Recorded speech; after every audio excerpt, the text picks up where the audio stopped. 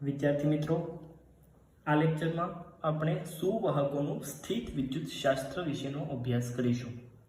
એટલે કે સુવાહકો ઉપર જ્યારે કોઈ વિદ્યુતભાર મૂકવામાં આવે તો તે વિદ્યુતભાર માટે સુવાહક કઈ રીતે વર્તન કરે છે તેના વિશેનો અભ્યાસ આપણે આ લેક્ચરમાં કરીશું.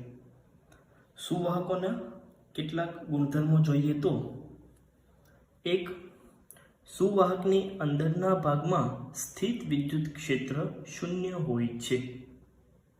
સાબિત કરીએ શા માટે આવું હોય છે.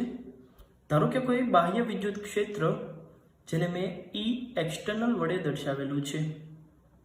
આ વિદ્યુત ક્ષેત્રમાં મેં કોઈ સુવાહક મૂકેલો છે. શરૂઆતમાં આ સુવાહકમાં ધન વિદ્યુતભાર અને ઋણ વિદ્યુતભાર અસ્તવ્યસ્ત ગોઠવાયેલા હશે અને તે વિદ્યુતભારિત રીતે તટસ્થ હશે. પરંતુ જેવો મેં આ સુવાહકને બાહ્ય વિદ્યુત ક્ષેત્રમાં મૂક્યો તો આ સુવાહકમાં રહેલા મુક્ત ઇલેક્ટ્રોનને વિદ્યુત ક્ષેત્રના કારણે બળ લાગવાનું ચાલુ થશે. આ બળ કેટલું હશે તેના વિશેનો અભ્યાસ આપણે પ્રકરણ 1માં શીખી ગયા. બળનું સૂત્ર હોય છે F = QE. ઋણ વિદ્યુતભાર હોય તો લાગતા બળની દિશા વિદ્યુત ક્ષેત્રની વિરુદ્ધ દિશામાં હોય છે. એટલે કે આ સુવાહકમાં રહેલા દરેક મુક્ત ઇલેક્ટ્રોન વિદ્યુત ક્ષેત્રની વિરુદ્ધ બાજુના છેડે ભેગા થશે. હવે આ વિસ્તારમાંથી મુક્ત ઇલેક્ટ્રોન દૂર થઈ ગયા હોવાથી આ વિસ્તાર ધન વિદ્યુતભારિત થશે. હવે આપણે અહીંયા જોઈ શકીએ છીએ કે આ સુવાહક બાહ્ય વિદ્યુત ક્ષેત્રમાં મૂકવાથી તેનો એક છેડો ધન વિદ્યુતભારિત થઈ ગયો અને બીજો છેડો ઋણ વિદ્યુતભારિત થઈ ગયો. આ ધન વિદ્યુતભાર અને ઋણ વિદ્યુતભારના કારણે સુવાહકની અંદર એક બીજું વિદ્યુત ક્ષેત્ર ઉત્પન્ન થશે જેની દિશા ધનથી ઋણ તરફની હશે અને તેને મેં અહીં E ઇન્ટરનલ એટલે કે આંતરિક વિદ્યુત ક્ષેત્ર તરીકે દર્શાવેલું છે. શરૂઆતમાં આંતરિક વિદ્યુત ક્ષેત્ર ખૂબ જ સૂક્ષ્મ હશે. જેમ જેમ એક છેડે ધન વિદ્યુતભાર અને એક છેડે ઋણ વિદ્યુતભાર ભેગા થતા જશે તેમ તેમ આંતરિક વિદ્યુત ક્ષેત્રનું મૂલ્ય વધતું જશે. પરંતુ આવું ક્યાં સુધી શક્ય બનશે? કોઈ એક સમય એવો આવશે કે આંતરિક વિદ્યુત ક્ષેત્ર એ લાગુ પાડેલા બાહ્ય વિદ્યુત ક્ષેત્ર જેટલું થઈ જશે. આમ આ સુવાહકમાં કુલ વિદ્યુત ક્ષેત્ર એટલે કે E નેટ પરિણામી વિદ્યુત ક્ષેત્ર શૂન્ય થશે. તો આમ કોઈ પણ સુવાહકને જ્યારે વિદ્યુત ક્ષેત્રમાં મૂકવામાં આવે તો સુવાહકની અંદરના ભાગમાં હંમેશા વિદ્યુત ક્ષેત્ર શૂન્ય જ હોય. બીજો ગુણધર્મ છે, વિદ્યુતભારિત સુવાહકની સપાટી પર સ્થિત વિદ્યુત ક્ષેત્ર સપાટીને દરેક બિંદુએ લંબ હોય છે. ધારો કે અહીં આકૃતિમાં દર્શાવ્યા પ્રમાણે આપણે કોઈ વિદ્યુતભારિત સુવાહક સપાટી લીધેલી છે. ગુણધર્મ કંઈક એવો છે કે આવી સપાટીના દરેક બિંદુ પાસે વિદ્યુત ક્ષેત્ર શોધવામાં આવે તો એ હંમેશા વિદ્યુત ક્ષેત્ર એ સપાટીને લંબ જ હોય. હવે આપણે એ જોઈએ કે જો વિદ્યુત ક્ષેત્ર સપાટીને લંબ ના હોય તો શું થાય. અહીં મેં દર્શાવેલું છે, અહીં વિદ્યુત ક્ષેત્ર સપાટીને લંબ નથી પરંતુ સમતલ સાથે થીટા જેટલા કોણે આપેલો છે.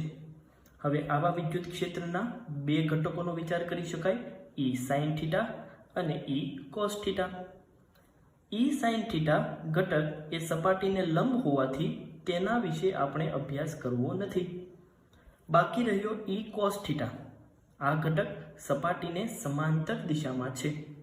હવે જો આવો કોઈ ઘટક વિદ્યુત ક્ષેત્ર માટે શક્ય હોય તો શું થાય? જો આવો કોઈ ઘટક હોત તો સપાટી પરના વિદ્યુતભારો આપમેળે ગતિ કરવાનું ચાલુ કરી દેત. પરંતુ આપણે જાણીએ છીએ કે કોઈ પણ સુવાહકમાં વિદ્યુતભારો આપમેળે ગતિ કરતા નથી. તે ત્યારે જ ગતિ કરે છે જ્યારે તેને બાહ્ય સ્થિતિમાન આપવામાં આવે. માટે આવા પ્રકારના વિદ્યુત ક્ષેત્રો શક્ય નથી. માટે સુવાહક સપાટીના દરેક બિંદુ પાસે વિદ્યુત ક્ષેત્ર હંમેશા સપાટીને લંબ જ હોય છે. ત્રીજો ગુણધર્મ, સ્થાયી સ્થિતિમાં સુવાહકના અંદરના ભાગમાં વધારાનો વિદ્યુતભાર હોઈ શકે નહીં.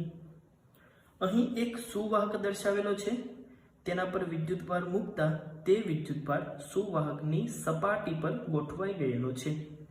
આપણે એવું સાબિત કરવાનું છે કે અંદરના વિસ્તારમાં વિદ્યુતભાર શૂન્ય હશે. ચાલો તો તે માટે આ સુવાહકના અંદરના ભાગમાં એક ગોળાકાર ગાઉસિયન પૃષ્ઠનો વિચાર કરીએ.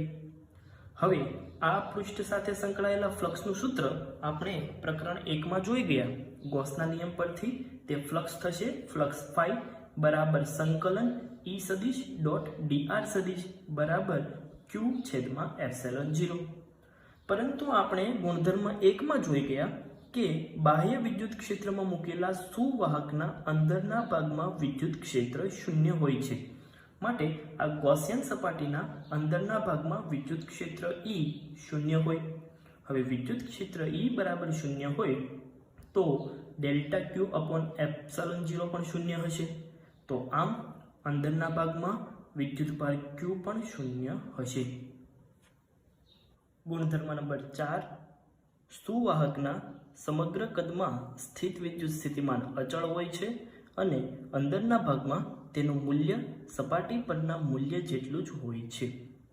વિદ્યાર્થી મિત્રો, આપણે વિદ્યુત ક્ષેત્ર અને વિદ્યુત સ્થિતિમાન વચ્ચેનો સંબંધ જોયો. તેનું સૂત્ર કંઈક આ રીતે હતું: E બરાબર માઇનસ ડેલ્ટા V છેદમાં ડેલ્ટા x.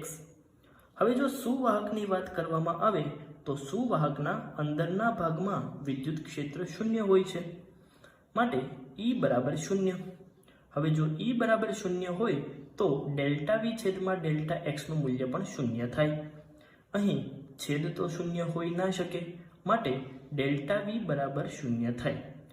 આમ ડેલ્ટા V બરાબર શૂન્ય એ એવું દર્શાવે છે કે સુવાહકના અંદરના કોઈ પણ બિંદુ પાસે વિદ્યુત સ્થિતિમાનમાં ફેરફાર થતો નથી. ડેલ્ટા V એટલે વિદ્યુત સ્થિતિમાનનો ફેરફાર. હવે જો ફેરફાર ના થતો હોય તો સુવાહકના અંદરના કોઈ પણ બિંદુ પાસે વિદ્યુત સ્થિતિમાન સમાન હોય એવું આપણે કહી શકાય. તો આમ સુવાહકના સમગ્ર કદમાં સ્થિત વિદ્યુત સ્થિતિમાન અચળ હોય છે.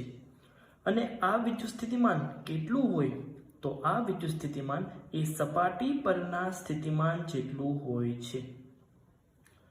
ગુણધર્મ નંબર 5, વિદ્યુત ભારિત સુવાહક સપાટી પર વિદ્યુત ક્ષેત્ર E બરાબર sigma upon epsilon n hat થાય.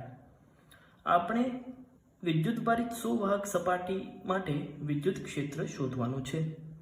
જે રીતે આપણે પ્રકરણ 1માં જોઈ ગયા તેમ વિદ્યુત ક્ષેત્ર શોધવા માટે ધારો કે મેં કોઈ એક નળાકાર ગૌસિયન પૃષ્ઠ વિચારેલું છે.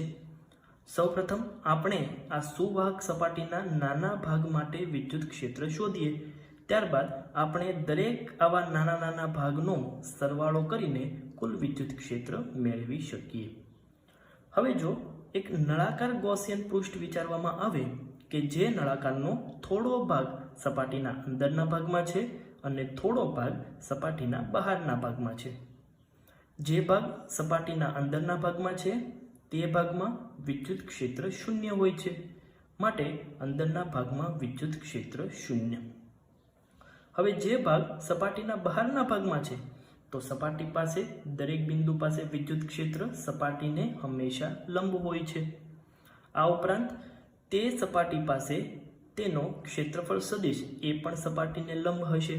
આમ વિદ્યુત ક્ષેત્ર E અને આ નાના ખંડનો ક્ષેત્રફળ સદિશ ડેલ્ટા S સદિશ વડે દર્શાવેલો છે. માટે આટલા ભાગ વડે સંકળાયેલું કુલ ફ્લક્સ ફાઈ બરાબર E ડોટ ds, પરંતુ અહીં બંને એક જ દિશામાં હોવાથી બંને વચ્ચેનો ખૂણો થીટા બરાબર 0. માટે સંકલન E ds cos 0 બરાબર q બાય એપ્સિલોન 0 લખી શકાય. હવે E વિદ્યુત ક્ષેત્ર દરેક બિંદુ પાસે સમાન, માટે E ને સંકલનની બહાર લેવામાં આવે તો સંકલન ds equal to q by epsilon 0. નાના ભાગોનું કુલ સરવાળો કરવામાં આવે તો કુલ ક્ષેત્રફળ એ સપાટીના કુલ ક્ષેત્રફળ જેટલું થાય. ધારો કે સપાટીનું કુલ ક્ષેત્રફળ S હોય તો આ સૂત્ર થશે ES બરાબર q બાય એપ્સિલોન 0. હવે એસ ક્યુના છેદમાં આવે તો ક્યુ બાય એસ બરાબર સિગ્મા લખી શકાય, જે પૃષ્ઠ વિદ્યુતભાર ઘનતા છે. માટે સૂત્ર થશે E બરાબર સિગ્મા બાય એપ્સિલોન 0. જો વિદ્યુત ક્ષેત્રને સદિશ સ્વરૂપે લખવામાં આવે તો આ સૂત્ર થશે E સદિશ બરાબર sigma by epsilon 0 n hat. આ એન હેટ એ સપાટીના દરેક બિંદુ પાસે સપાટીને લંબ દિશાનો એકમ સદિશ છે. ગુણધર્મ નંબર 6, સ્થિત વિદ્યુત શિલ્ડિંગ.